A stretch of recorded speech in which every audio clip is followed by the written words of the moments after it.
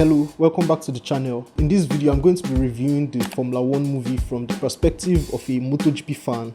So this video basically is MotoGP fan reviews the Formula 1 movie. Initially, I wasn't going to review this movie. I wasn't even going to watch it because, it has been an open secret, but everybody knew they were shooting a movie different from the Drive to Survive series. I wasn't going to watch it because I looked at it and felt, what's the point? I wasn't going to learn anything from the movie. But a couple things convinced me to, go and see the movie. First thing was the soundtracks, especially the Ed Sheeran song Drive. When it came out, I saw a meme of Ed Sheeran standing in front of a crashed car, rocking out on his guitar, on a PRS, red custom guitar. And on top was a caption, imagine you just crashed and looking out, instead of seeing the marshals or the medical crew or whatever, you just see this guy rocking out in his guitar. I saw that and I just busted out laughing. Immediately I remembered Roman Grosjean's crash. I just pictured him looking out of his car, looking out of the flames and seeing some random guy rocking on his guitar.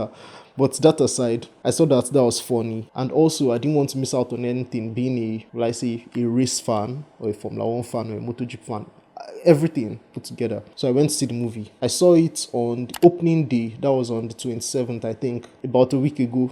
And why didn't I put out my review immediately? One, I'm lazy. Two, I didn't want it to be rushed. Even if I've not seen other reviews, I purposely avoided seeing other people's reviews on the movie. But I didn't want to rush it. I have a couple notes, maybe just things I don't want to miss. Firstly, I'll be reviewing this movie from the perspective of a casual viewer. That's just a random person who has no fucking idea what Formula 1 is and just went to see the movie. Firstly, I'll talk about the story. For a casual viewer, just a normal person who went to watch this movie in the cinema, it had a good story. Not to spoil anything, I'm not going to be dropping spoilers here, but it has a very good story. It has a moving story. It's kind of a pull yourself up by the bootstraps kind of story. Someone fighting against all odds to achieve greatness. Is that kind of story. The story of a driver who wanted to achieve his dreams and for one or two reasons, the dream got cut short. And then later in the future, he got an opportunity to chase that dream once again. So it's that kind of story. And for a casual viewer, someone who doesn't know anything about Formula 1, it's something they'll find interesting. The cinematography was top notch. I think I saw a couple clips on how they shot it. They shot it with Venice cameras, that's Sony Venice. A lot of the car shots were done on FX3s. Beautiful, crazy stuff. Also, I like the fact that even if it was a Formula 1 movie, they didn't just make everything about Formula 1. There was a little snippet of IMSA racing at the beginning. Sorry, I had to stand up to check my notes. Now, reviewing this movie from the perspective of a MotoGP fan, or will I say a race fan in general, a Formula 1 fan as well, because all MotoGP fans are still Formula 1 fans, whether they admit it or not. As a MotoGP fan, looking at this story, I'll say in this day and age, with the current Formula 1 grid, which the story was integrated into, it is almost an impossible story. Like, it's something that cannot happen in this day and age. The entire story, the way it's played out, can't happen with the way the grid currently is. The entire story is about a driver who had been out of the sport for a very long time. Not going to say how long, but a very long time. Deciding to come back to the sport and trying to get a car that was not scoring points into the points and delivering results. It's not possible at all. We've seen Formula 1 drivers leave the sport and come back. In most cases, when they come back, they are not outperforming their prime or their previous time in Formula 1. For example, we have the case of Schumacher, we've had the case of Fernando Alonso, Kevin Magnussen, Hulkenberg, we've had Albon, we've had Danny Rick, we've had drivers who had left the sport and came back for one reason or the other, and especially coming back and going into a team, a backmarker, a team that is at the back of the grid, not scoring points. There's no magic you do. If the car is shit, it's shit. There's nothing you can do. And even as a driver, once you've passed your peak, once you've passed your prime, just forget it. You can look at the grid, you see a bunch of legendary drivers currently on the grid. I don't think any of them are winning world championships again. No matter what magic the engineers do, or what magic the aerodynamicists do, or what magic Adrian Newey wants to do, once you're out, you're out. Once you're past your prime, you're past your prime. You get me? The first thing I actually wrote was it's just an impossible, let me read it, an impossible cowboy story. And don't get me wrong, I'm like the reason why I'm comparing the story to the current driver lineup is because they integrated the story into the last 2 seasons of Formula One. So I can't just talk about the story without putting it into context and looking at the drivers who were on the grid at the particular time and knowing their performance, because I watch Formula One. The next thing I want to talk about is what I call the first rivalry compared to what we have on the grid today. Okay, in the Apex GP team, there was a rookie and there was an old guy, really old guy. Of course, you won't expect these guys to have the kind of clashes they had in the movie because their career paths are at this point very different. One is just starting his career, meanwhile one is not even at the tail end, one is trying to revive a dead career. In most cases, when you have two teammates with different levels of experience, what you find in Formula One is maybe the more experienced teammates putting the younger teammates through on some things. In Formula One teams these days, you won't find those kind of, let's say, cowboy behaviors or two teammates antagonizing themselves, trying to get at each other at every moment. You won't find it. The team will squash it. Someone will get suspended quick. Teams don't even play these days. Maybe in the past, in the days of Senna, in the days of maybe even Schumacher, or in the days of all those legends, maybe. But these days, no team in Formula One will be having all those. They won't tolerate it. Of course, can say, okay, how about Lewis Hamilton and Nico Rosberg? Yes, there was some misunderstanding between the two teammates, but it wasn't like what we saw in the Formula One movie where they were almost getting physical in their box. Also, watching the Formula One movie, when it came to the actual driving, the racing in the movie, everything looked realistic up until old guy Hayes started making some questionable moves on the track, causing yellow flags and disrupting the race just to save position, let me put it that way, or to help his team save position and get into the points. In Formula One right now, if you are suspected of, will I say, altering the outcomes of races deliberately, is something that you can get penalized for. Like these days, they look into almost everything. They look into the telemetry, they look into data from all the cars. There are things that the drivers got away with in the movie that I think in real life they won't get away with it. You're not going off breaking your wings on purpose just to throw things on the track to get a yellow flag. Like, nobody is doing that. Of course, there has been a case where a driver crashed and, that helped his teammates, but it was a very controversial movie even until today. So doing this in the Formula One movie, in this day and age where there are cameras everywhere, they can download the data from your car and all, you're not going to get away with it. They're going to penalize your team. One thing most people who don't watch Formula One might not know is if you're a reckless driver and if you're dangerous, if you're causing a lot of trouble on the track, every driver has an FIE license, and depending on what you do on track, you can get penalty points on this license. And once you're up to, I've forgotten the threshold, is it 12 or 13 or 14 points on your license, you can get a race ban for being reckless. So the fact that we're depicting Formula One drivers driving anyhow, doing pit maneuvers like the GSP on a high-speed chase, that will not work. They're going to slap you with points on your license, and before you know it, you are missing 1 or 2 races in the season. I'm sure your team boss will be happy about that.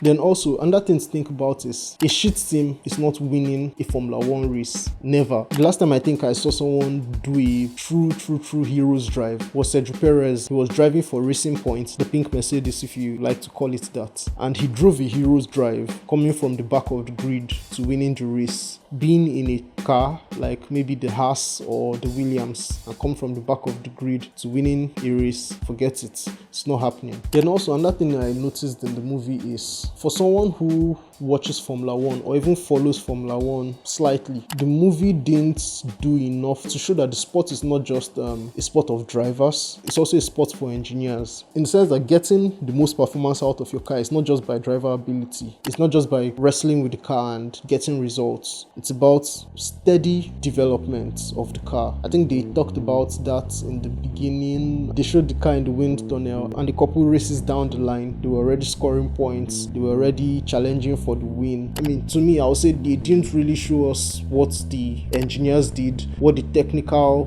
director did, what the race engineers did to warrant that level of performance which they gained throughout the season. Yeah. Also, with that being said, I have one question. Must there be a questionable love interest? It's a question I really need answers to, especially when you're trying to portray women in the sport in a very good light and you're having race engineers, making out with drivers. To me, that was just a very big joke. Like it didn't add anything to the story, and if you had taken out that part from the entire story, the story would have still worked. So there was no need putting in the love interest between Hayes and his race engineer. Lastly, to round up this entire review, I know I've said a bunch of things. Whether they make sense or not, I have no fucking idea. But to me, this movie was not really targeted at the core F1 fan or race fan or anybody who has like a slight clue what Formula 1 really is. This movie wasn't targeted at you. How do I know? Well, just by people's reactions in the cinema. For example, the part where Pierce had an accident and his car went off track and into the bush. It was a scene where, personally, I've seen that happen in motorsports a million times. In Formula 1, MotoGP, looking at people racing the Nürburgring, or even going back into history and looking at the flying Mercedes. The time the Mercedes were taking off on which track? I think that was Le Mans. It's something that happens in motorsports a lot. Cars going off track. When it happened in the movie, I could hear the entire cinema gasp. People were like praying and shouting Jesus, and people were like, hope he didn't die. That kind of reaction. And in my head, I'm like, this is just another day for a driver in Formula 1. This is just another day for a race driver. Of course, Pierce had some injuries that kept him out for quite some time. And when he came back, to me, I'll say he did the unthinkable. While racing, he pit maneuvered his teammates in Spa-Francorchamps, and if you know anything about Spa, you know it can be a very dangerous track. I mean, RIP Anton Hubert. It's something you will not just see teammates do at all in Formula 1. That's just how unrealistic the entire movie was. Nobody's doing that. But well, the movie wasn't targeted at Formula 1 fans. I'll say it was targeted at the American fans. Of course, the hero in the movie was American, and he ended up winning a race. And what else? And if you go back to Google, when last an American won a race in Formula 1, Google wasn't even invented as at that time. The movie made it seem like with 100% of drivers' efforts, you get 100% performance out of the car, which is very, very, very wrong, especially in Formula 1. In MotoGP, you can say maybe the rider still plays a part, but in Formula 1, that doesn't happen. And then hearing the cheers at the end of the movie, I was like, of course, these people must have not watched Formula 1 a day in their life. Because I think if you've watched Formula 1, you would have seen people put on more impressive drives to the top of the podium. People like Sergio Perez, people like Gasly, people like Ocon. Who else has had one of those hero drives? Let me think. For a Formula 1 fan or for a MotoGP fan, there's nothing really mind-blowing about the movie. In terms of racing, don't get me wrong, in terms of racing, there's nothing mind-blowing about it. There's nothing fascinating about the story. In fact, personally, I'll say the story is quite a bit unrealistic, but I mean, it's a movie still, a fictional movie at that, so they can do whatever they want to do. Of course, while watching the movie, a Formula 1 fan who has watched Formula 1 for some years would have recognized some scenes from the movie. Scenes like the big crash, which reminds me a lot about Romain Grosjean's crash. I mean, some scenes in the movie were like reminiscent of actual races that have taken place in Formula 1. All in all, I'll say to describe this movie, the best way to put it is the movie is basically Top Gun for Formula 1. I think it was even shot by the guys that did Top Gun, so it's what it is. Great movie, but not really targeted at Formula 1 fans or race fans or even a MotoGP fan. I'm not the target audience. The target audience is the random casual that just walks into the cinema and is looking for a summer blockbuster to watch. That's the target audience. I know a lot of reviews will be glazing the entire movie, but if you've watched even one season of Formula 1, you know a couple of things in the movie are very unrealistic. I mean, there was even a scene in the movie where, I think at the beginning, okay, let me not spoil it, but you guys should watch it. And if you watch Formula 1 as well, I would like to hear from you in the comments what you thought about the movie, because I don't think race fans are the target audience for this movie at all. I saw too many things and I was like, that won't happen in a real race. The safety guys won't even have it. I've not seen any driver have a high speed, high G crash and just hop out of the car, do a monologue in front of camera. It's not happening anywhere. So if you're a neutral, casual, what will I call it? If you're someone who doesn't really watch Formula One in real life or has not even watched Drive to Survive, go ahead, watch this movie, you will enjoy it. But if you are someone who watches Formula One, loves the technical part of Formula One, loves the technical part of racing, maybe didn't dabble too much with Drive to Survive, because Drive to Survive 2 was also very over dramatic, this is not a movie for you. I won't say skip it, still watch it, but don't get pissed off when you see some things on screen. That's my review. If you liked this video, please leave a thumbs up. I really appreciate you watching it, and subscribe to the channel if you want to see more videos from me. Bye.